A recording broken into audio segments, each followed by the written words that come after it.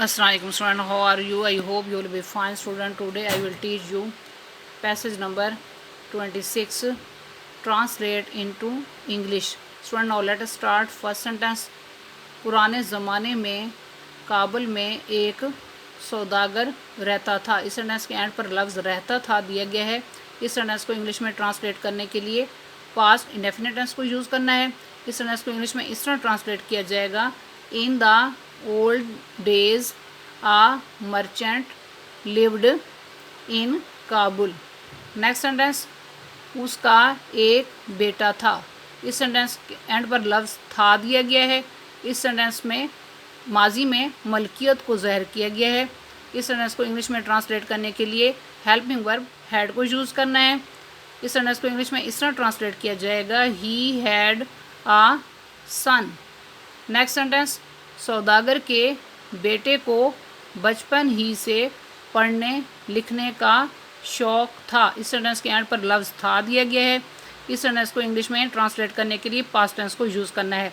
इस सेंटेंस को इंग्लिश में इस तरह ट्रांसलेट किया जाएगा, the merchant's son was fond of getting education from his childhood. Next sentence, बाप ने उसको पूरी तवज्जो से पढ़ाया। इस सेंटेंस के एंड पर लफ्ज़ पढ़ाया दिया गया है। इस सेंटेंस को इंग्लिश में ट्रांसलेट करने के लिए इन्फिनेटिव विदाउट टू यानी कि मेड के साथ फर्स्ट फॉर्म को यूज़ करना है। इस सेंटेंस को इंग्लिश में इस तरह ट्रांसलेट किया जाएगा, the father made him get education with utmost care. Next sentence, उसे अच्छे अच्छे उस्तादों के पास भेजा। इस सेंटेंस के एंड पर लफ्ज़ भेजा दिया गया है। इस सेंटेंस को इंग्लिश में ट्रांसलेट करने के लिए पास्ट इंडेफिनिट टेंस को यूज़ करना है। इस सेंटेंस को इंग्लिश में इस तरह ट्रांसलेट किया जाएगा, he sent him to good teachers.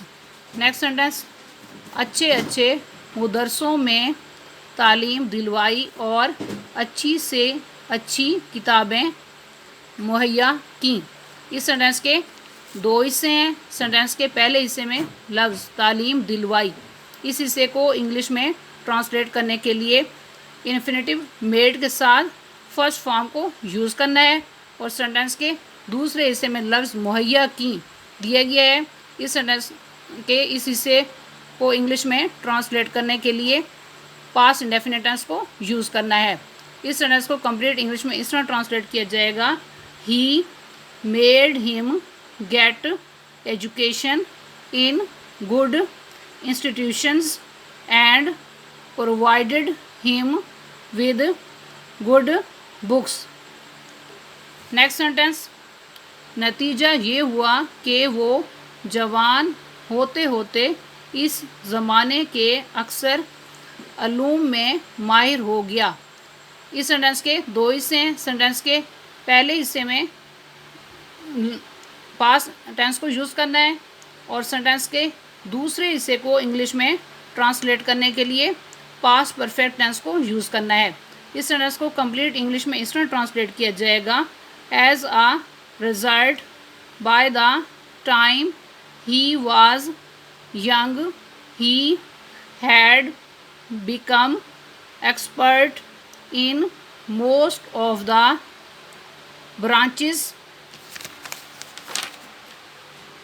of knowledge of the age। Next sentence, उसके इल्म की शोहरत बादशाह तक पहुंची तो वो बहुत खुश हुआ। इस सेंटेंस के दो हिस्से हैं। सेंटेंस के पहले हिस्से में लफ्ज़ पहुंची दिया गया है। इस हिस्से को इंग्लिश में ट्रांसलेट करने के लिए पास्ट इंडेफिनिट टेंस को यूज़ करना है। सेंटेंस के दूसरे हिस्से के एंड पर लफ्ज़ खुश हुआ दिए गए। इस हिस्से को इंग्लिश में ट्रांसलेट करने के लिए पास्ट टेंस को यूज़ करना है। इस सेंटेंस को कंप्लीट इंग्लिश में इस तरह ट्रांसलेट किया जाएगा, when the king heard of the fame of his knowledge he was very happy. Next sentence, बादशाह ने सौदागर के बेटे को वज़ीर बना लिया और अपना हर काम उसके मशवरे से करने लगा। इस सेंटेंस के दो हिस्से हैं। सेंटेंस के पहले हिस्से में लफ्ज़ वज़ीर बना लिया दिया गया है। इस हिस्से को इंग्लिश में ट्रांसलेट करने के लिए पास्ट इंडेफिनिट टेंस को यूज़ करना है। सेंटेंस के दूसरे हिस्से में लफ्ज़ मशवरे से करने लगा, यानी कि हर काम उसके मशवरे से करने लगा। इस हिस्से को इंग्लिश में ट्रांसलेट करने के लिए पास्ट इंडेफिनिट टेंस ही यूज़ करना है। इस सेंटेंस को कंप्लीट इंग्लिश में इस तरह ट्रांसलेट किया जाएगा, the king made the merchant's son his minister and began to take his advice to do everything. Student, आज का लेक्चर यहाँ कंप्लीट हुआ। I hope you will be understood this lecture. Okay, अल्लाह हाफिज़।